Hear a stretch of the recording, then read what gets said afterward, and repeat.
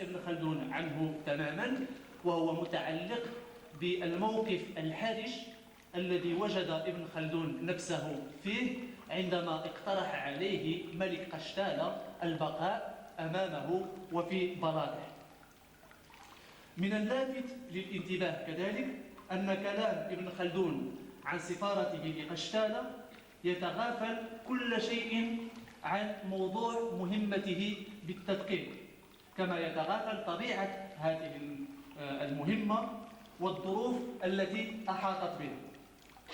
من جهة أخرى نجد أن هناك فراغا آخر، فابن خلدون رجع إلى إشبيلية، وهي مدينة سكنها أجداده، أي مقر أجداده، وكان قد مر على سقوط هذه المدينة بيد المسيحيين حوالي قرن، لكن ابن خلدون لا يقدم أي إشارة عما شاهده أو عن التغيرات التي عرفتها المدينة، بل إنه لا ينطق ولو بكلمة واحدة حول مشاعره أو غيظه أو حسرته أو تأسفه أو غير ذلك من المشاعر تجاه المدينة كانت هي مدينة أسلافه. إن المهمة الدبلوماسية، وهنا سأطرح بعض الفرضيات بسرعة لأنني لا أريد العودة إلى الخلفيات التاريخية لهذه السفارة وما أحاط بها انطلاقا من نصوص تاريخية أخرى، وإنما سأذهب مباشرة لطرح بعض الفرضيات. المهمة الدبلوماسية أقول لابن خلدون تتأثر داخل إطار مطبوع بحرب لا تضع أوزارها بين المسلمين والمسيحيين بالأندلس. القرن الثالث عشر والقرن الرابع عشر بالأندلس فترة مطبوعة بحرب مستمرة ما بين المسيحيين والمسلمين، ولكن يجب الإقرار كذلك بأن الحرب لم يكن يفكر فيها أو تعاش كأنها شيء دراماتيكي. استمرارية المناوشات والمواجهات كانت تنزع عن النشاط الحربي الطابع الاستثنائي الذي نلصقه دائما بالحرب، وهذه الاستمرارية في الحروب وفي المناوشات والمواجهات والصراعات الدامية ما بين الطرفين تجبرنا أن نرى في الحرب نوع من التعايش الخاص، شكل من العلاقات، حيث هيمنة الحرب حتى أنه يمكننا أن نصف هذه العلاقات الحربية بأنها عادية. وهذا الأمر أي الطابع العادي للحروب في الأندلس، هذا الأمر يدعمه في نظري من جهة أخرى نظام التحالفات. فالتحالفات لم تكن عبارة عن تحالف ما بين معسكر مسلم ومعسكر مسيحي، لأننا نجد كثير من التحالفات طرفها مسلم مع طرف آخر مسيحي ضد طرف مسيحي أو ضد طرف مسلم. فالتحالفات لم تكن تنسج على قاعدة عقدية أو دينية. وكذلك نجد أن كثير من الأعداء السياسيين لهذه الدولة أو لتلك كانوا يجدون ملاذا وملجأ في الدولة العدوة دون أن يطرح ذلك الأمر أي مشاكل ضميرية لهذا الجانب أو ذاك. بالإضافة إلى هذا، وهذه كذلك فرضية أخرى، لم تكن العلاقات الحربية تتعارض بالضرورة مع العلاقات التجارية السلمية، فحسب الفترات والظروف وموازين القوى كانت هذه العلاقات التجارية السلمية تأخذ مكان العلاقات الحربية، وفي أحيان أخرى تختلف معها وتصبح عبارة عن مشروع نصفه حربي ونصفه الآخر تجاري. مثلا إن نظام افتداء الأسرى أو الأعمال العدوانية كانت تنتهي دائما بالمفاوضات وبالمساومات. كيف يمكن إذن فهم هذه الانزياحات المستمرة ما بين السلم والحرب، من التجارة السلمية إلى القرصنة، ومن التجارة العادية إلى السرقة؟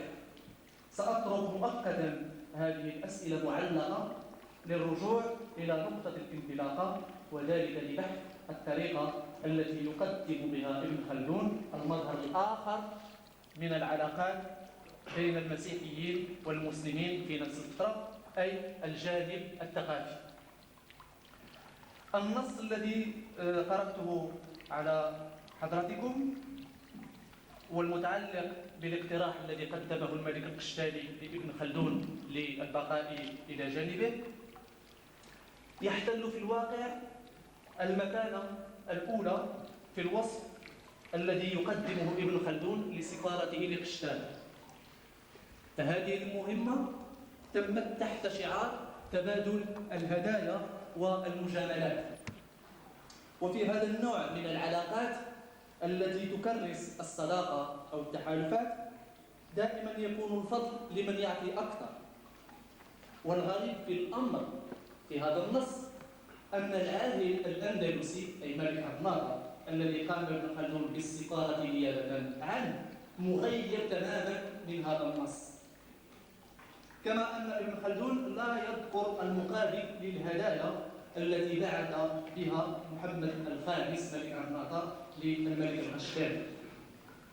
لكن يظهر ابن خلدون أنه متضايق عندما منح هدية من الملك القشتالي، فالسرعة التي أبان عنها لتسليمها للعاهل المصري وتصرف هذا الأخير الذي أقطعه قرية في الأراضي الصقبية لضواحي عرناطة تظهر لنا كذلك من الأمور الغامضة في هذا النص. ولكن مهما كان الأمر فإن هدية الملك القشتالي لابن خلدون تدل على الأقل أنه كانت هناك أو أن هذا الأمر باجتياز متقابل للحدود كان نادرا جدا ولا نجد له شواهد أخرى أو كثيرة تعضده.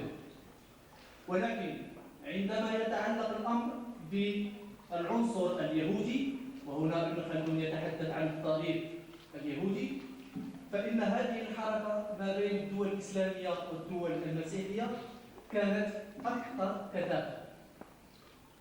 فهذه الحركة من جانب اليهود كانت متعلقة أساساً بالعلماء المتخصصين في بعض العلوم العقلية، بعض العلوم العقلية حسب التصنيف الإسلامي للعلوم، أي مثل العلوم الفلسفية والفلك والطب إلى غير ذلك. من هذا الجانب نعتبر أن إبراهيم بن زرزر الطبيب اليهودي كان يمكنه أكثر من ابن خلدون الانتقال من دولة مسلمة إلى أخرى مسيحية دون أن يثير ذلك أي مشكلة. من جانب آخر نجد أن هذا الانتقال أو التنقل لرجال الفكر كان يخضع من دون شك لأهداف معينة.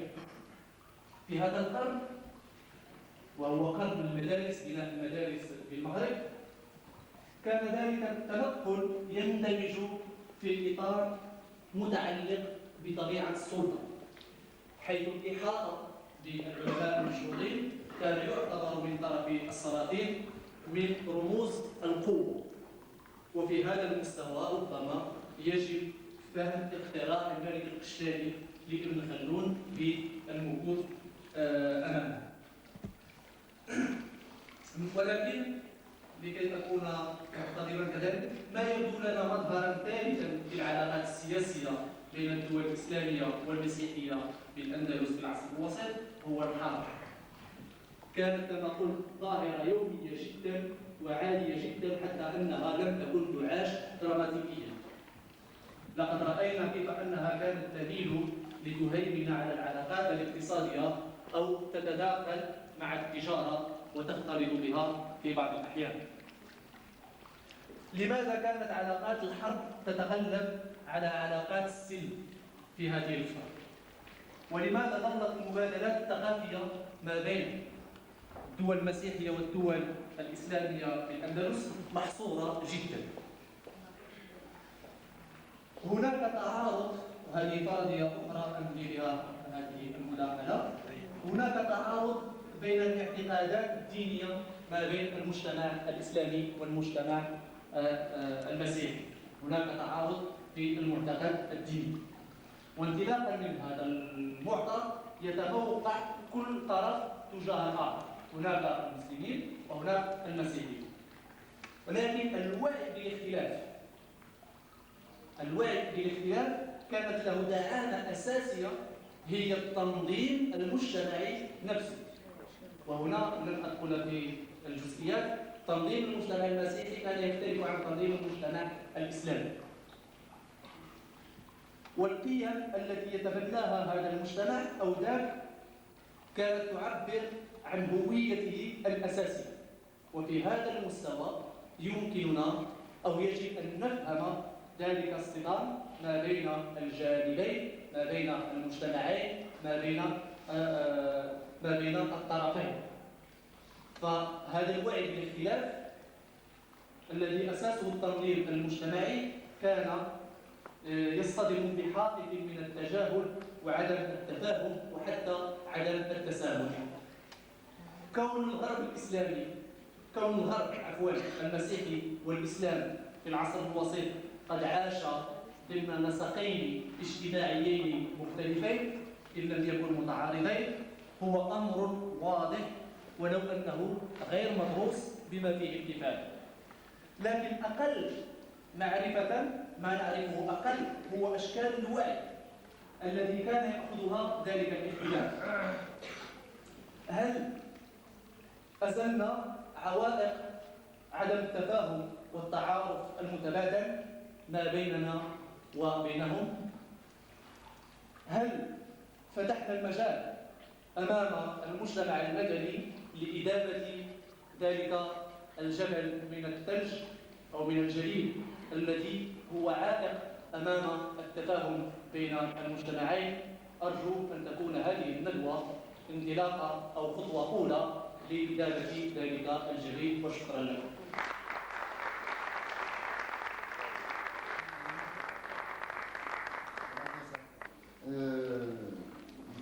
Informándoles que el profesor Sherif nos ha presentado un texto de Khaldun en el cual describe una misión diplomática que el historiador había realizado en Castilla y siendo enviado por el rey de Granada, Mohamed V.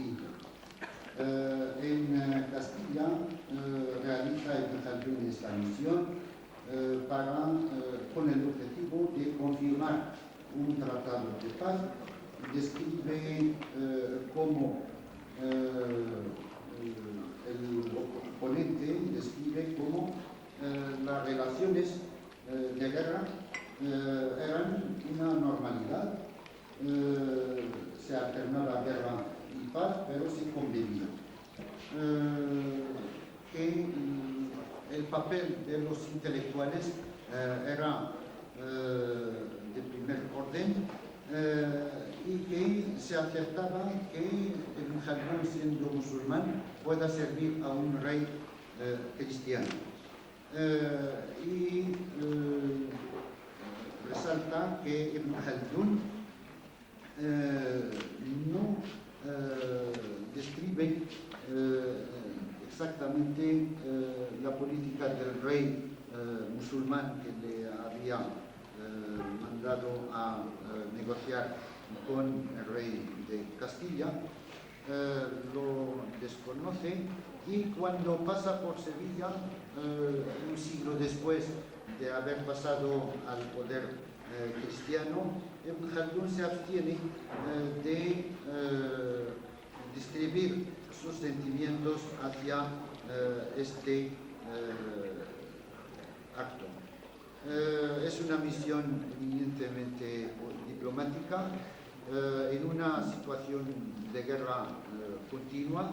La guerra no era percibida como una cosa dramática, ni es un acto extraordinario en esta época de la Edad Media, y una manera de convivencia, completamente normal, y subraya el ponente que las alianzas no eran singularmente basadas sobre la religión. Había alianzas entre cristianos contra cristianos con árabes y alianzas de árabes contra árabes con cristianos. Y en esto los intelectuales pasaban de un bando a otro sin evocar problemas de conciencia. Junto con esto se realizaban relaciones comerciales y religiosas.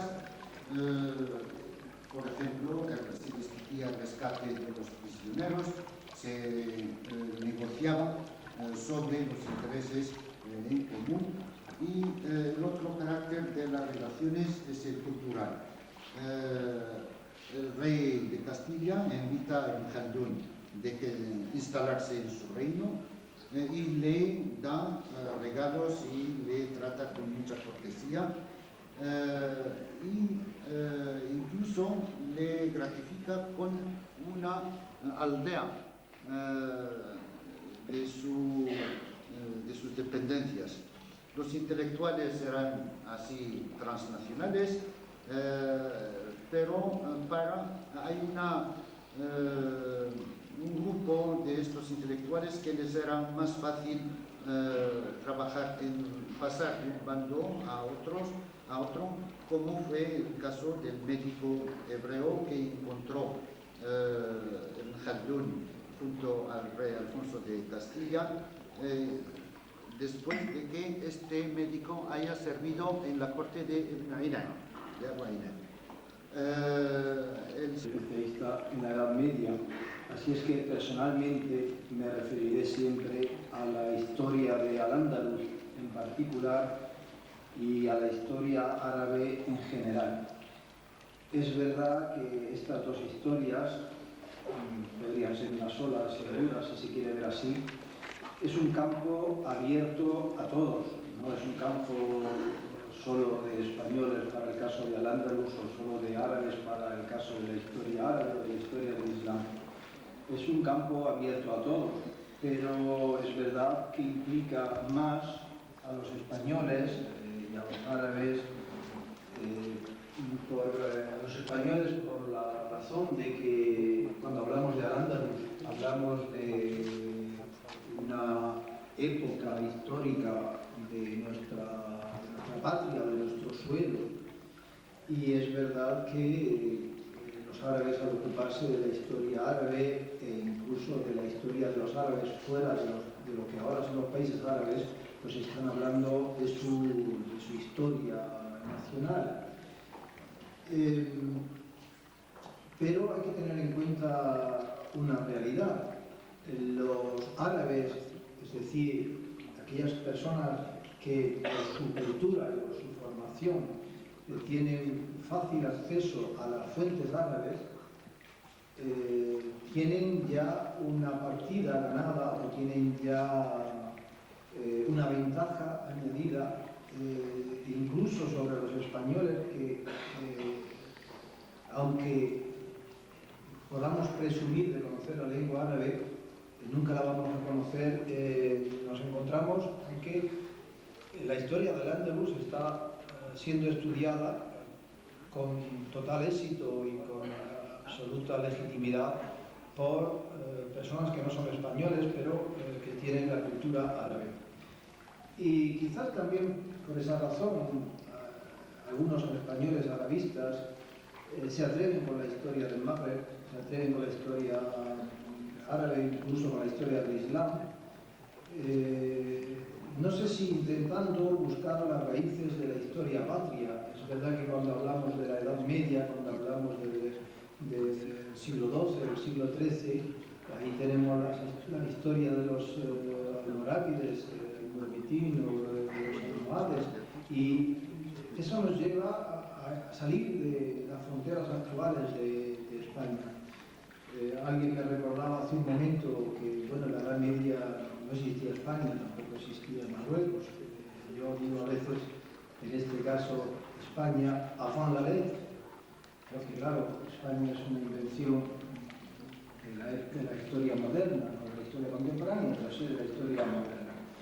Cuando elegí un tema para participar aquí, lamento tener que decir que no he podido preparar apenas nada, esto me lo dijeron hace muy pocos días.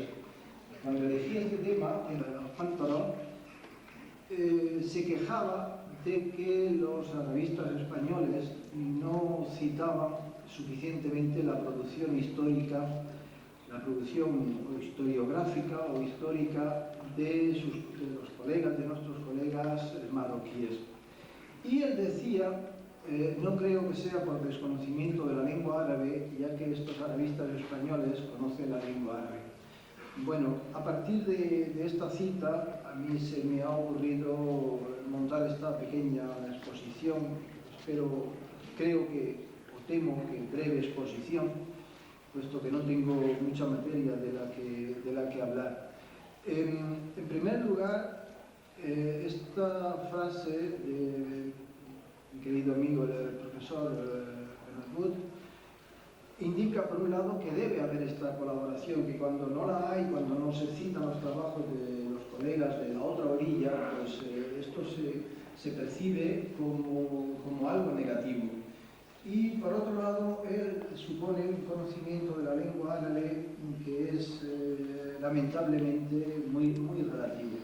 Yo soy un ejemplo de esto. He sido formado en la Universidad Española en un momento ya lejano, empieza a ser lejano, y creo que un momento ya superado, en el que se pensaba que el objetivo de nuestro conocimiento de la lengua árabe tenía que limitarse al reconocimiento de textos escritos, nunca a la comunicación oral, y reconocimiento de textos escritos sobre Al-Ándalus fundamentalmente, y en segundo lugar sobre la religión islámica, para presentar la religión islámica en nuestro ámbito cristiano, se suponía en aquella época, ¿no? Hoy ya sería mucho decir lo de cristiano.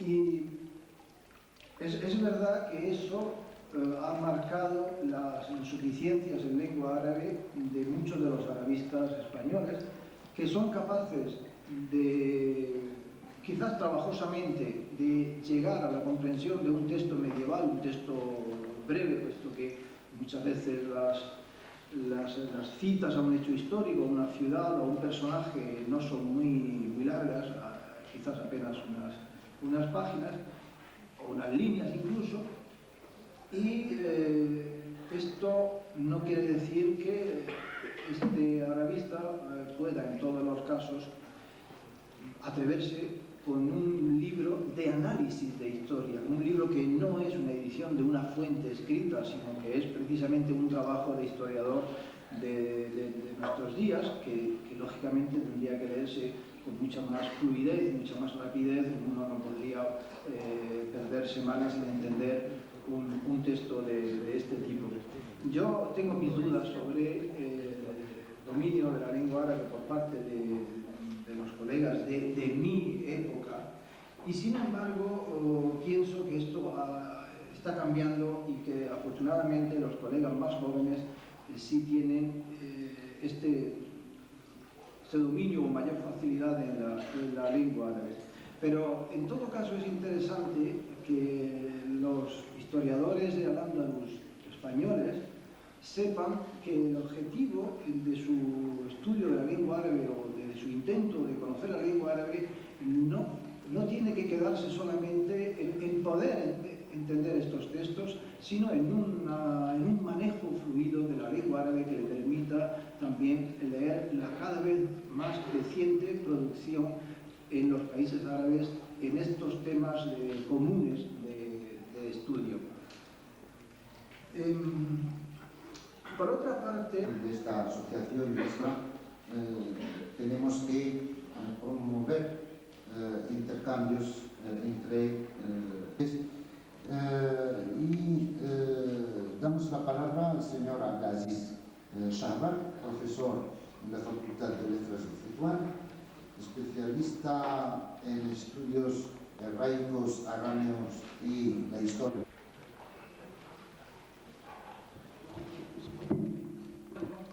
Se tienen presentes dos o más partes interlocutoras que esfuerzan en elaborar salidas de un statu quo caracterizado por el desacuerdo y la controversia. Las dos partes desean producir nuevas ideas. Así pues, son diálogo norte-sur, diálogo oriente-occidente, convivencia religiosa, convivencia de diversidad, convivencia de tolerancia, etc. Todas las partes metidas en este género de conversación son conscientes de las realidades y obstáculos que descartan la realización de una verdadera convivencia y de un verdadero diálogo.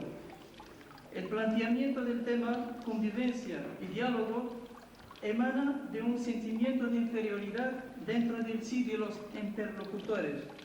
Estos no dialogan ni discuten la convivencia sino para sellar sus derechos en pensar según ellos quieren y pertenecer al sistema que ellos mismos eligen, todo esto en un margen de libertad completa. Por eso, señores, agradezco mucho a las relaciones sobre Marruecos-España, convivencia y diálogo. Los dos pueblos español y marroquí parecen con sentido privilegiado de convivencia y llegar a un diálogo especial a las víctimas sobre el tema de la mundialización, globalización y la asimilación posible de las pequeñas idiosincrasias y encuentros. Los musulmanes de mayoría marroquí derrotan a los visigodos, Almorávide y Almohade y Mirimide en la península ibérica, las batallas, Salah, Ratos y otras, la conquista de Marroquí en la Guerra Civil Española, independencia del norte de Marruecos, independencia de Sidi Ifni, la liberación del Sáhara marroquí por vía pacífica y la integración de España en la comunidad europea y el visado obligatorio. Después las pateras. Estos puntos, sobre todo los primeros, han hecho del encuentro hispano-marroquí un encuentro fanatizado. El deseo de supresión del otro se ha mostrado claramente en ambas partes. Y esto se refleja claramente en los textos históricos marroquíes y españoles. La mala semilla de los ismaelitas no se tal, de acercamiento es tener usufructo de la historia. La explotación de esta historia cambiará el estrecho sin duda de una frontera en la cual se arrojan almas a puente de concordia y entendimiento. Somos llamados para renacer en nosotros el aniversario 388 de la ocupación española del puerto de Larache y el aniversario 309 de la liberación de la misma por Moulay Ismail. Por eso aprovecho de este encuentro presentando unos nuevos datos sobre este acontecimiento. El primer dato es que en los textos españoles y en los textos marroquíes, Larache fue cedida a España según un trato entre Moulay Mohammed el Jeque y Felipe III, tratado elaborado por el judío genovés Jonathan Mortara y firmado el 9 de noviembre de 1609. Estos textos citan el desembarque de dos sargentos, el sargento mayor Hernando Mejía de Gámez y el sargento mayor Mateo Bartos de Sochaga, aragonés, quienes se apoderaron de los castillos de tierra y de marina y se fueron recibidos por dos alcaldes, el Garni o Mustafa Ben Yahya. Leemos: se los entregaron con toda paz y sosiego, siendo lengua en esta ocasión el intérprete Diego de Orrea. Estas dos frases las encontramos en casi todos los escritos españoles que hablan de la ocupación de Larache. En el texto del acuerdo entre Mohammed Sheikh y Felipe III, leemos, condicionado que entrando gente de vuestra majestad en Arache, amor ninguno se haga daño, ni en sus personas, ni en sus